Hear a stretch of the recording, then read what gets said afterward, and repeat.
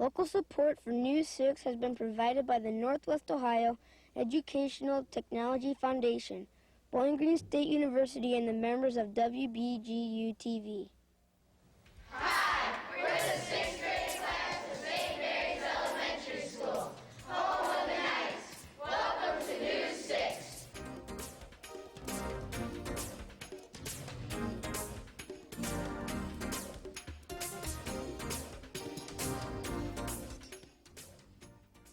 Hi, I'm David Holm from St. Mary's School in Clyde.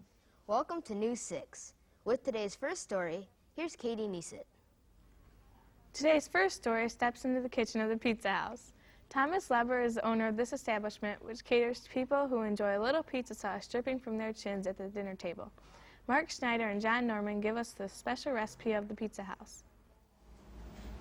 Hi, I'm Mark Schneider. Here's my friend John Norman to interview Tom Leber at the Pizza House. How long has the Pizza House been in business? Well, Mark, we've been established for 20 years now. We started out in a small little business across the street, and then we built this building, and we've been here for over 15 years now. Will you demonstrate how to make a pizza? And today we're just going to make pepperonis.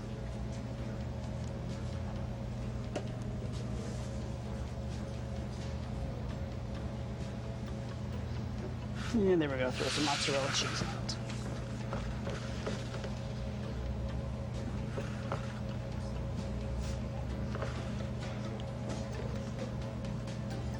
And there we have it. Throw it in the oven, it bakes for 15 minutes, and we're ready to eat. What is the most popular pizza and why? Well, John, the most popular pizza we have is probably our Deluxe, which has 6 items on. Now that pizza is a supper time meal, it's more popular than usually our pepperoni. What makes the pizza at the Pizza House so good? I believe it's the recipe we use. We started out with the recipe, and we are still using it. We make our sauce fresh every day, and it shows up with the business we have, and people around town really love it. What do you like best about working here at the Pizza House? First of all, I don't actually work here. I own the place, and I do put my time in, but it's fulfilling. I enjoy working, coming in, and making people enjoy my food I serve. Thank you, Mr. Leber, for letting us come in today and interview you and showing us how pizzas are made. You're very welcome, Mark. And now, back to the studio.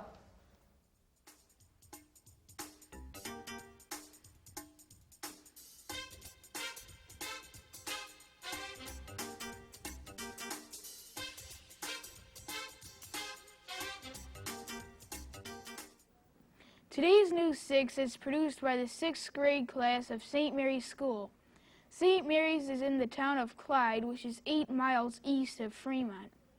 It was founded in 1820 and has a population of 5,775 people. Saving the environment is an attitude that is catching on in many of America's communities today. Many of us can proudly say that we participate in recycling in one form or another. Doug West and Greg Garcia will show what happens after we put our recycling goods on the curb for pickup. Hi, I'm Doug West here with my friend Greg Garcia. We're going to interview Audra Albright here at the Falls' Recycling Center. When did you start your recycling business? We actually started our recycling business in 1971. We did corrugated and paper recycling. We started this facility that you'll be seeing in 1988. And that covers all household recycling, industrial and commercial recycling. What kind of products do you recycle? We recycle glass, brown, green, clear, plastics, numbers 1 through 2 or through 3. We do aluminum cans. Just about anything that you can think of, we recycle. How long does the recycling process take? The recycling process can take from anywhere from a half hour to an hour. It all depends where it comes from. We have a drop-off facility where they just come and bring the products and put them in a box, or we have companies that come in and they come in trailers, and that takes usually half an hour or so to get out of the truck. What has been your greatest reward since the start of your business?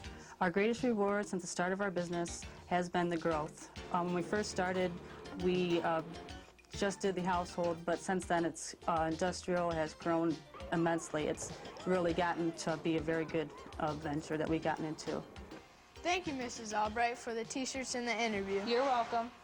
And now, back to the studio. Is there a holiday that you enjoy more than others? Do you find yourself waiting for that time of the year to come around? Well, this week's Kids View question asks the 6th graders, what's your favorite holiday and why? Here's what we found out. Hi, today's Kids View question is, what is your favorite holiday and why? My favorite holiday is Christmas because we receive a lot of presents. My favorite holiday is the 4th of July because of all the cool fireworks. My favorite holiday is Easter because of all the candy. Our final story today looks at a special program used in the school system to teach kids how to stay drug and alcohol free. This program is called DARE, which stands for Drug Abuse Resistance Education. DARE aims its program at 5th and 6th graders. Bobby Rathbun and Katie Crockett speak with Officer Gary Enderly about this preventive program. Hi, I'm Bobby Rathbun, and this is Katie Crockett. And we're here to talk to Officer Enderly about the DARE program. What is the history of DARE? The DARE program was established in 1983 by the Los Angeles Police Department in cooperation with the Los Angeles Community Schools to help curb the violence and drug problems that the school system is having at that time. It was established by them to help educate kids in ways of saying no to drugs.